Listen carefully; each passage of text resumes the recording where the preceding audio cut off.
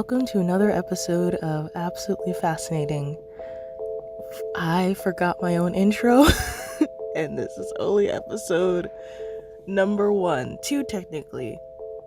If you've watched episode 0, it is on my YouTube channel. Did I figure out SoundCloud and Spotify and Apple Podcasts yet?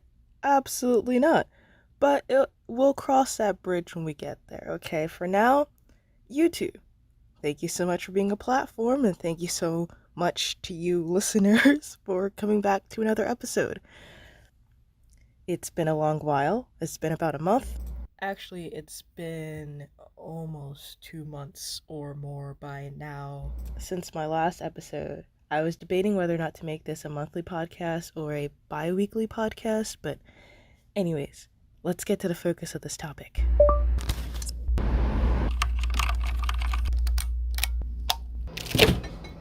Phones, washing machines, coffee makers, laptops, tablets, cars, and tractors. All of these objects have multiple things in common, actually, not just one thing. But there is a fairly big topic, in my opinion, that connects all of them, and that is right to repair. If you're not familiar with right to repair, the kind of general idea of it is, well, having the right to repair your items. You can lease a car, or you can finance or buy a car, if I'm getting the terminology correct. If not, Eli in Editing will correct right here. Hi, this is Eli in Editing. You're good, that's right, you can keep going.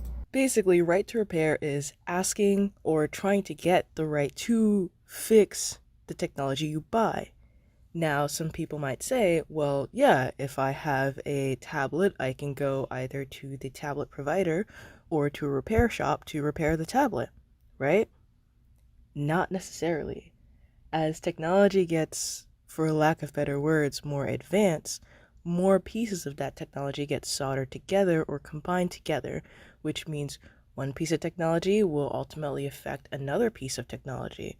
For example, there's, I forget which line, but there is an iPhone out there where the issue of not being able to hear audio also affects the calling feature at some point. Yes, when I first found out about that fact, it was actually in relation to the iPhone 6, but researching it and editing, it's actually affected multiple different iPhones, allegedly. Basically, chips are complicated. The issue is not necessarily that, oh, these things are unrepairable.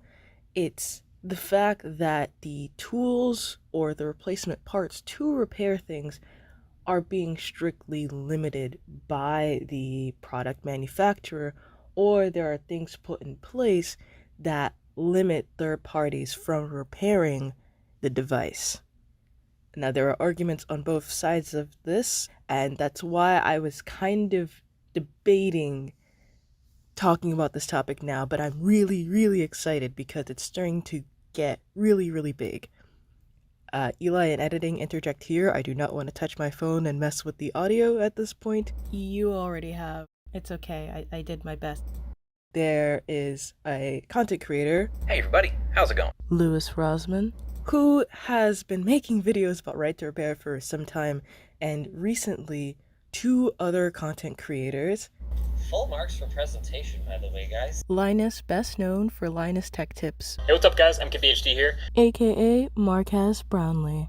At least as far as I know. There's probably many, many others, but the YouTube algorithm has not sent them my way. I've started talking about right to repair, and this makes me very, very excited.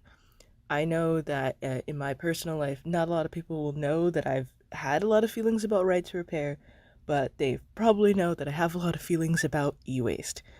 And yes, that is going to be its own multiple set podcast episode just like this topic.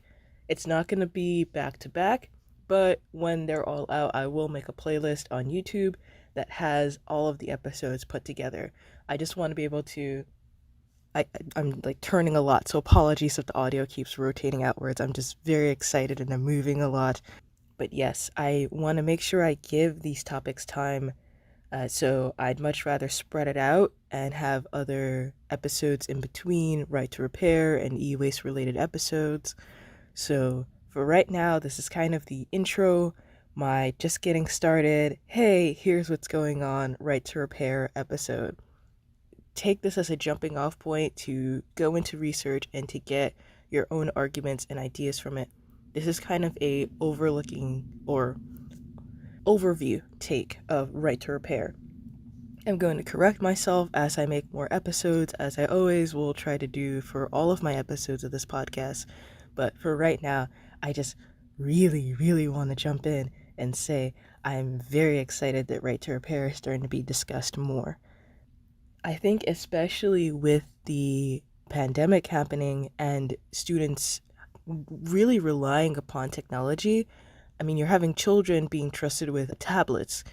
And yes, there are some tablets that are built for children, but at the end of the day, accidents happen, technology ages, and there are just pieces of technology that need to be repaired. And now we have this issue in some cases where, because of the limitations that repair shops can't have on repairing technology, essential educational technology cannot be repaired, and people have to wait for the manufacturers to send a replacement, which before sounds like, oh, I can just get a new device, which goes into a whole thing about e-waste and just replacing versus repairing the device.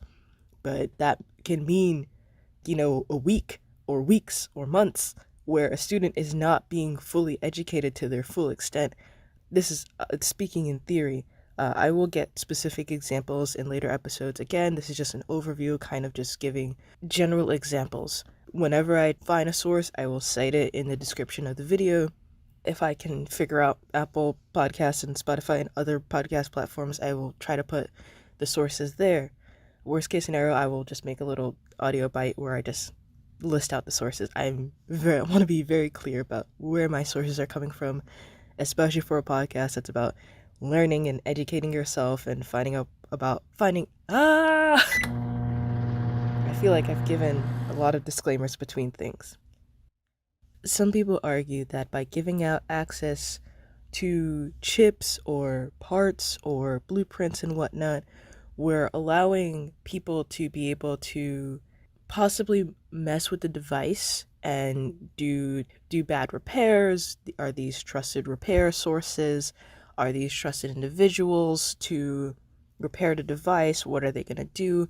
Are they going to take company information? Are they going to take personal data? There are arguments like that, especially about intellectual property. If somebody makes a amazing new style chip, they may want to keep it within their company so that other companies can't have access to it and then copy it. And then now that thing that was exclusive to that company is now open to other people. That is one argument. Another argument is that repair individuals will download apps onto the phone. So I remember that there was one argument, I will try to find the source for this, where some individuals or an individual was saying that, yeah, you're going to get your device and TikTok's going to be downloaded onto it and whatnot. There are a lot of different arguments. I'm a little bit biased here, but I will try to keep this as clear as possible and try to show both sides as transparently as possible throughout this series and in this episode especially. So there's arguments for intellectual property and safety and security for why not to release those devices. On the other end, in favor of right to repair, there's the argument of some people, this is their livelihood, and the less repairable devices become, they lose their jobs. The other arguments include, hey, I am a farmer. I have a tractor. I bought the tractor 100%. If I buy something and I own it, but I can't fix it, do I even really own it? And this doesn't just apply to tractors. That's a very big general argument of just, do you ever really own a device if you don't even have the right to fully access the device or fully use the device, which that gets into how you're defining fully. But within that argument of farmers and tractors, if you can't fix your tractor, you're going to have to buy a new one or wait for a new one when you have crops to yield, you have farms to take, you have to take care of your farm. Getting back to that argument of never really being able to own the device. An example that I've heard at one point is a coffee machine. You can buy a coffee maker with the little pod things that you put in, and it's like, oh my gosh, my French vanilla is already preset, and things like that. You can tell how much coffee I drink.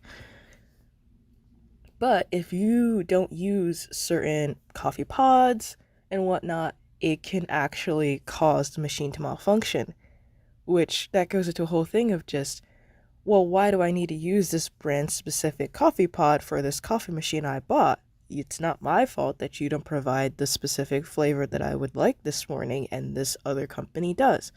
And that gets into a whole thing of limiting your users, but kind of, to use MKBHD's examples, giving them a choice. You could use other manufacturers' coffee pods, but it will probably break or mess up your coffee machine. But you have the choice to do it. The choice is yours. There's so many different parts to this, and I think it's really, really good that we're talking about this, and more people are starting to be active in the conversation and in the cases and hearings for right to repair, or even if you're against right to repair. I think it's good that we have this active conversation. So, bringing things back again. General overview of arguments on both sides. In favor of right to repair, there's things about having rights to your device entirely. It's, why do I have to wait for manufacturers to replace a device when there's clearly one thing fixable and going into another one?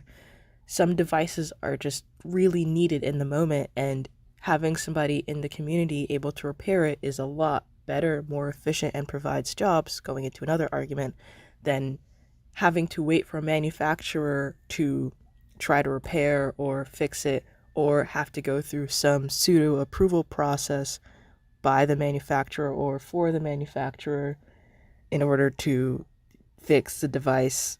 These are just some. I may have missed one or two. Eli in editing, you got my back. All good. You covered a good portion of arguments. Arguments against right to repair includes patents, includes security, includes companies' rights. Essentially, they went through the process of making this technology and advancing it. They should have the right to limit that technology, or make sure that the technology is being used as intended and repaired as intended, in order to give a good experience for users and customers. And by publicizing such sensitive information about their chips or their sources, it could make it easier for competition to essentially take their ideas or beat them, or even the argument about repair shops doing a bad job because they're not approved repair individuals, or because they're not using the proper parts, or they're misusing parts once they get access to it, and so on. The reason why I think it's really good that we're talking about this topic now, especially, I think we should have talked about it a while ago, but the reason why I think it's especially good that we're talking about it now is our reliance on technology today. There's a whole argument, and we can have a whole episode dedicated to that, about work from home versus going back to the office. But even before many of us were forced to work from home, the fact is that technology, in terms of chips and electricity, because technology is a complicated term, is super ingrained into our daily lives. We need to be clear about what it means to own our devices. What does it mean to buy a device, let alone own it? And what does that truly entail? What is the terms and conditions when we go in to purchase any form of electronic? I think that is an important conversation that we should have been having a while ago, and I'm very excited and very happy that it's starting to become a lot bigger now, because not having these conversations now is only going to perpetuate things. It may seem like a huge jump to you, but for me, as we ingrain technology into more and more of our lives, it becomes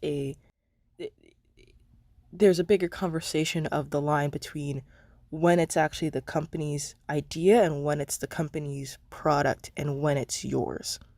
there's a gradient right now, and I think we need to figure out where we need to put lines in that spectrum, essentially. Because you can watch Black Mirror and other dystopian fiction or science fiction, but the fact of the matter is, and the reason why a lot of people watch them and get depressed, is because science fiction is not so far off from reality. Before, we were living in a world where science fiction was more like folk tales, but now science fiction is more like a memoir, and that can be very intimidating for many people to process. And I think the best way to go about it, at least for now, is to at least talk about it. The first step to solving a problem is recognizing that it exists. And I think the problem that exists right now, at least, getting very, well, not very small, but getting a bit focused, but a problem that exists right now is we're not talking enough about right to repair. If we don't even know where the rights lie to fix the thing, it's only going to go from there. In conclusion of right to repair, we have people who are for right to repair and people who are against right to repair. It's a topic that is bubbling up a lot more, especially on the internet, in my opinion, and I'm very excited that we're talking about this topic. I think it's really important as the world becomes more reliant on technology, I mean, even more than it already is, that we talk about what technology or electronic ownership really means and what that will look like and how that will function just even nationally, let alone internationally, and how that's all going to react. I think this is a huge topic to undertake, and I don't think just one episode of my little podcast is gonna cover that, but I'm excited to at least, be a drop in the bucket in this conversation, then kind of let it go by. So, in the meantime, think about your devices. Think about your coffee maker. Think about everything that needs to be plugged in or charged. Think about the things that you've bought that need to interact with other accessories, either to function or to improve it. How do you feel if they broke? How would you fix them? Who would you go to fix them? Would you much rather do it yourself?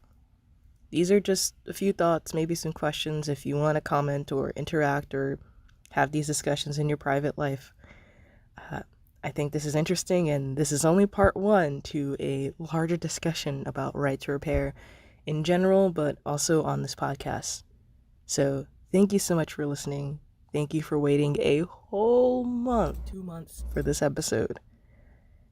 I'm super excited about this podcast, this series in particular, and in general about you.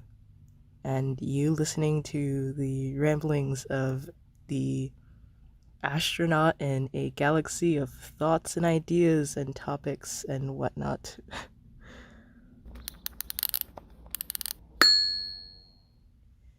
This podcast was absolutely fascinating, brought to you by Eli B. If you would like to contact me, you can find me at projectsbyeli.com. You can find me on my Twitters and Instagrams at the @name Projects by Eli. If you have questions, you can shoot them to me on social media or at my email, projectsbyeli@gmail.com. This podcast was brought to you in a new bookshelf. I had to move the old one out of my room, and so now I'm in a new one. Hopefully you like it. This is my sound room recording booth. Thank you so much for listening, and I'll see you in the next one. Until next time, bye.